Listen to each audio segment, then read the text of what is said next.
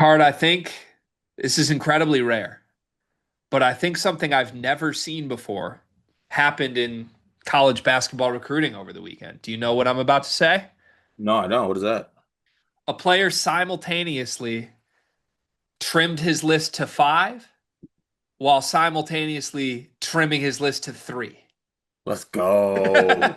It's incredibly unorthodox, and it makes me love Brandon Bass Jr., four-star guard, 6'4" combo guard is how he's listed per Joe Tipton, and on three, top 100 recruit in the class of 2026. And yes, you are correct. He is the son of Brandon Bass Sr., former NBA player Brandon Bass, LSU Tiger Brandon Bass. Possibly an important note because whether you look at Brandon Bass Jr.'s top three or his final five, he has Purdue, LSU, and Florida State in his final three. Dushan London from 24/7 reported that those are the three finalists for Brandon Bass Jr. On three, Joe Tipton reported that UCF and Cincinnati are also still on the list and that it is a final five. Cart, we are historically, respectfully to all parties involved, we don't discriminate, but we are Tipton guys. Like when it comes to recruiting, we would classify ourselves as Joe Tipton guys, right? Yeah.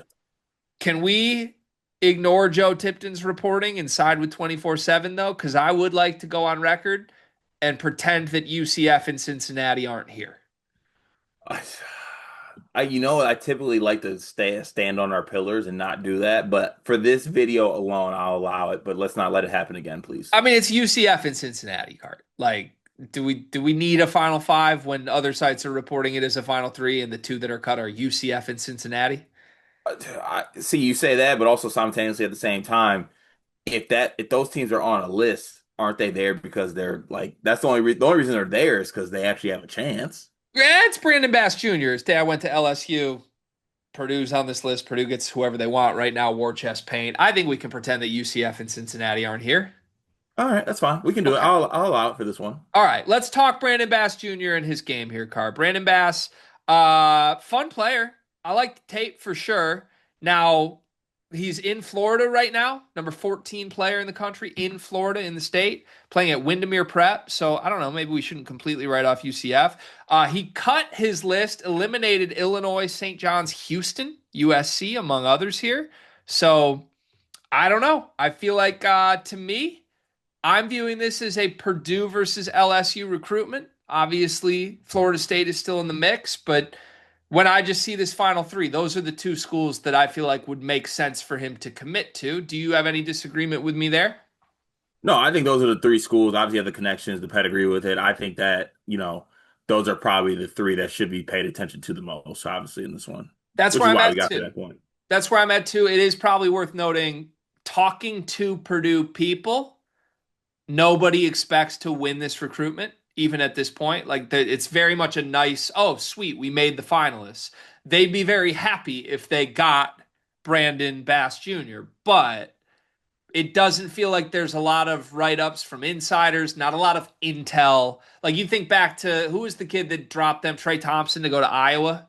Hmm. Like everyone was like, Trey Thompson sneezed today. What does it mean for Purdue? Nobody's really covering it that way for Brandon Bass Jr. I think because they assume he's going to go to LSU and follow in his dad's footsteps. But I don't know. Maybe that's a misread for me. What can you tell me about Brandon Bass Jr.'s game, though? So I think there's a lot of intriguing things. 6'5", he's a lefty. He could shoot. He score the ball. I will say in everything that I watched for him, he might be a defense optional player, but that's fine. I think a lot of kids at this level don't realize yet that they need to play both ends of the floor. But he's got some athleticism to his game as well. Watching his high school tape with Windermere, he kind of plays off the ball a lot more. I'm wondering what he can do with the ball in his hands a little bit more. I might have to watch like some AAU stuff with him. I think he plays for like Austin Rivers elite team or something like that on the Adidas circuit. But I think a lot to like about his game and his ability to knock down the shot. 6'5" lefty, like I said, good athleticism.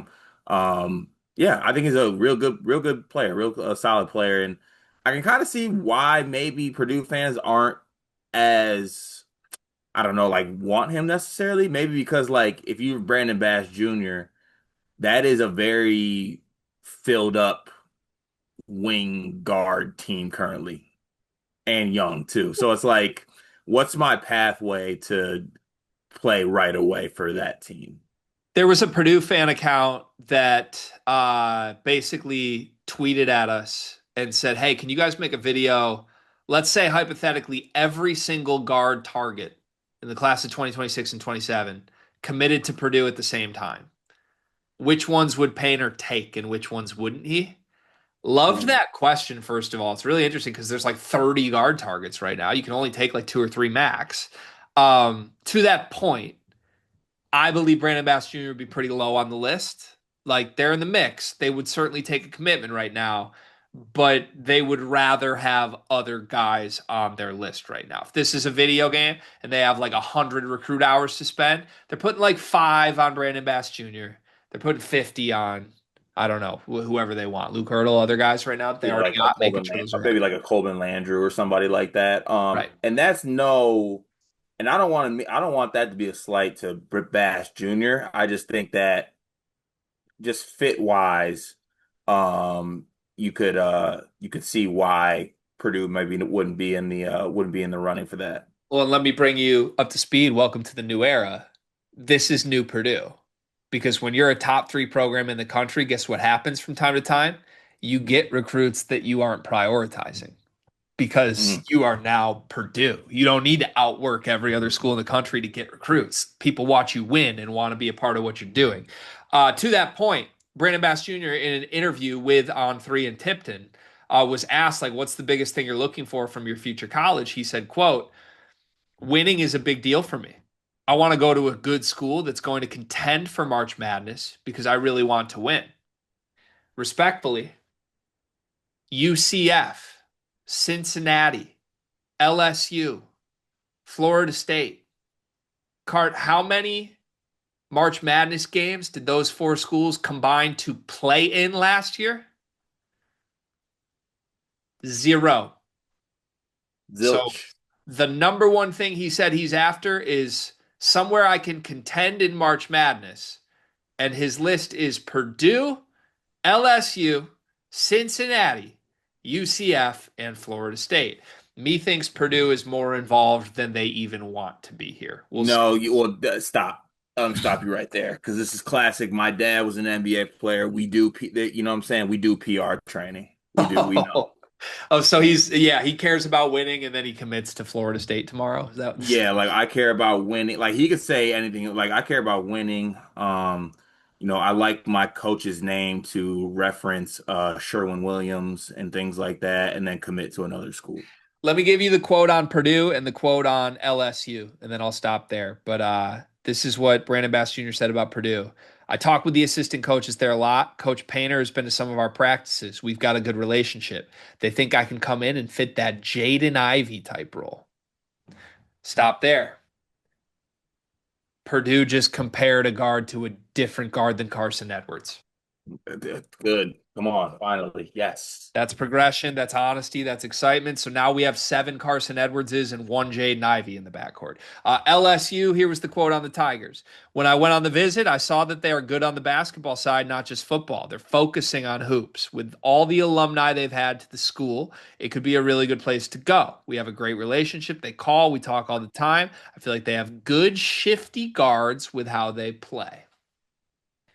Advantage who based on those quotes, Cart? LSU and the shifty guards or Purdue and the Jaden Ivey role?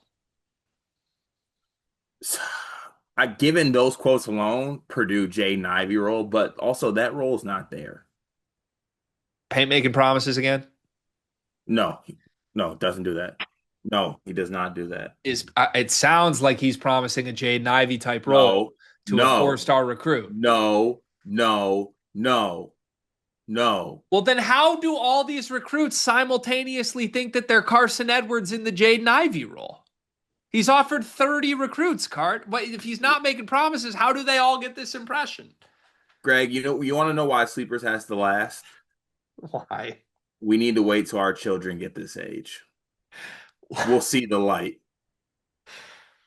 Because they're just going to be spewing They're nonsense. just I feel like. generational bullshitters and just spewing whatever.